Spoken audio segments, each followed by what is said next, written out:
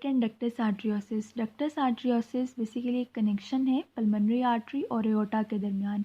Embryonic life के अंदर ये इम्पॉर्टेंट है क्योंकि इन्फेंट्स के लंग्स फंक्शनल नहीं होते और उनको ऑलरेडी ऑक्सीजनेटेड ब्लड मदर से मिल रहा होता है।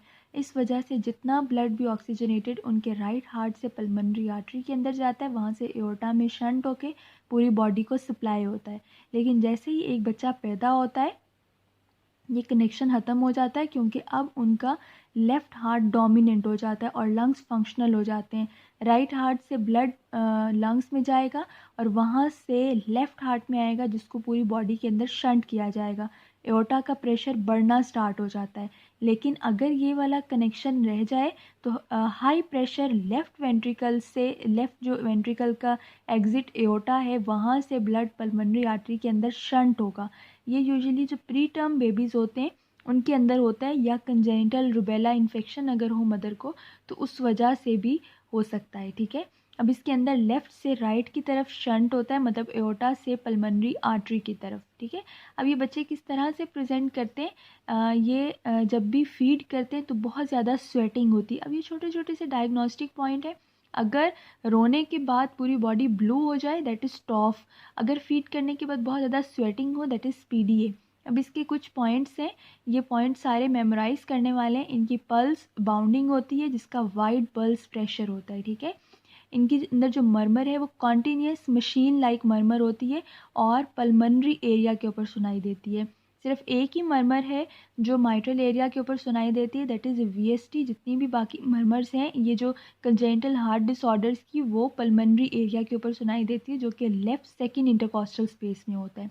एपेक्स बीट इनकी हीविंग होती है और जो कि ये प्री टर्म बेबीज़ के अंदर होता है। और प्री टर्म बेबीज़ के अंदर लंग्स हाइपोफंक्शनल होते हैं, तो लंग्स को मैच्योर करने के लिए हम लोग स्टीरॉइड्स इंडोमेथासिन देंगे। ठीक है, स्टीरॉइड्स देंगे ताकि ये खुद ब खुद ही ये डक्टस आर्टरियोसिस क्लोज़ हो जाए। लेकिन एक दफ़ा अगर बेबी टर्म पे हो गया, और यूजुअली तो ये क्लोज़ हो जाता है ना बर्थ के 1 to 2 डेज़ के बाद, लेकिन अगर बेबी टर्म पे है और फिर भी ये क्लोज़ नहीं हुआ, फिर सर्जिकल ट्रीटमेंट इसका बहुत ज़रूरी है। सर्जिकल ट्रीटमेंट क्या है कि इस डक्टस आर्टरियोसिस को लाइगेट कर देते हैं। इसका टाइमिंग बहुत इंपॉर्टेंट है कि 1 ईयर से पहले ही ये सर्जिकल प्रोसीजर करना होता है।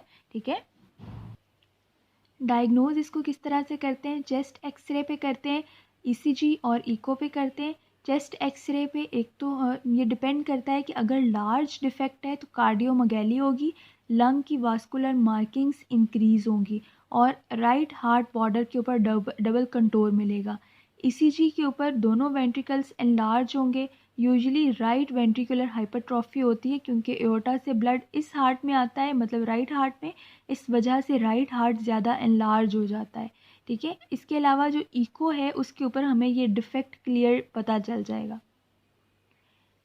ट्रीटमेंट डिपेंड करता है कि प्री टर्म बेबी है या टर्म पे है। अगर प्री टर्म है फिर सिंपल उनके अंदर स्टीरॉइड्स देंगे, आईवी स्टीरॉइड देंगे ताकि वो खुद ब खुद ही क्लोज़ हो जाए। अब ये आईवी स्टीरॉइड देने की कुछ कॉन्ट्रा इंडिकेशंस हैं कि अगर क्रेटिनिन लेवल रेज्ड है या थ्रोम्बोसाइटोपिनिया या जीआईटी ब्लीड है तो फिर ये आईवी स्टीरॉइड्स नहीं देंगे। सर्जिकल ट्रीटमेंट जितने भी टर्म पे बेबीज़ हैं, चाहे सिम्टोमेटिक हैं या एसिम्टोमेटिक है, सब के अंदर करेंगे, that is ligation and division of ductus, और ये 1 ईयर से पहले करते हैं। टर्म पे हैं लेकिन अगर एसिम्टोमेटिक हैं फिर हम क्यों करेंगे, ताकि कॉम्प्लिकेशंस को प्रिवेंट किया जा सके। अब इसकी कॉम्प्लिकेशंस क्या क्या हैं, कॉम्प्लिकेशंस हार्ट फेलियर हो सकता है, इन्फेक्टिव एंडोकार्डाइटिस और पल्मोनरी हाइपरटेंशन हो सकता है।